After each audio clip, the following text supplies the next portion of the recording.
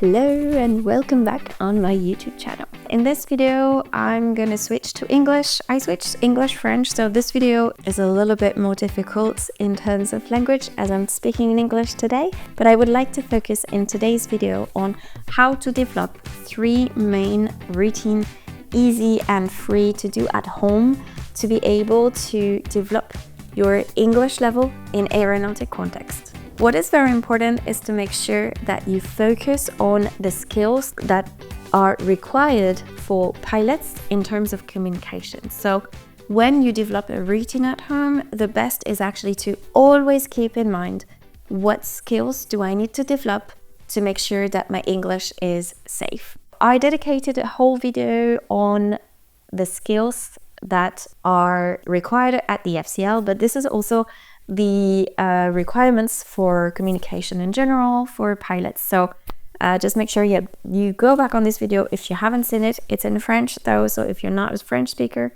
you might have difficulties to understand that one. But feel free to ask me questions if you have any. The list of skills is also available online from ICAO, and you can find this guide, and I will just put a link below this video because it's all free and available. When you develop a routine at home, the best is first to be regular. If you just watch a movie once in a while, like every Sunday, for example, that's kind of a routine, but if you only do that, you will progress for sure, but you will progress only on some certain skills and you will not do it for the long term. Most of the skills that you will develop will be comprehension and vocabulary and pronunciation, but you will never develop interaction or structure, not that much when you watch a movie. The best is actually consistency, so being very regular in the way that you are exposed to English. Best is obviously every day, and you can put into place a very simple routine, very simple exercises, and then slowly adding more and more. I personally use English every single day. Of course, I'm English teacher, so that kind of helps. I still practice English outside my lessons. So for sure, I speak English every day to my students, but when I'm not teaching, I'm still learning all the time. Things that you can put in your daily routine, you can start by changing the language of your phone. If your phone is in English, then you'll be daily exposed to English. For sure. You can also put into place a reading routine. The reading routine doesn't need to be a book.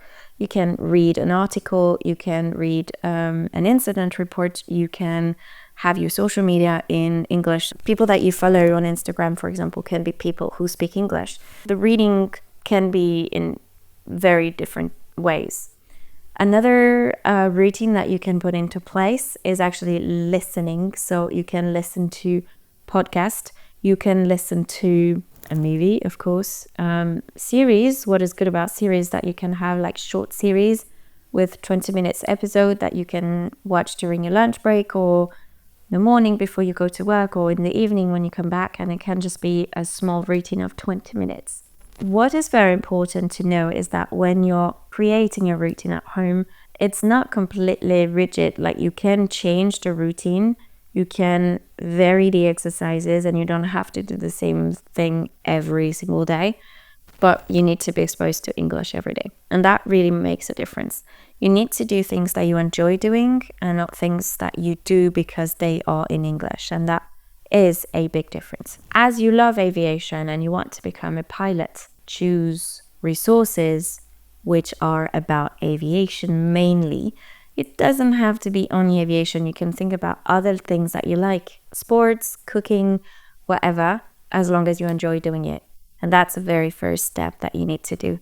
Making sure that English is present in your life every day and that you enjoy doing it. And that is, for me, what makes a huge difference. Here are the 3 things that I recap that I recommend you to do. Have your devices in English. Reading routine. Whatever you want to read, as long as you enjoy doing it. And the last one is a listening routine. That's the 3 things that you can do at home. They are all passive learning. Keep in mind that active learning is also necessary, but here we're just starting on a very simple routine with 3 exercises that I recommend you to do. Start with that, and then slowly you can add more and more interaction or add more and more active learning. Right? If you have any questions or examples of routines that you have put into place, put them into the comments, and you can watch here my latest video, and I will see you in the next video.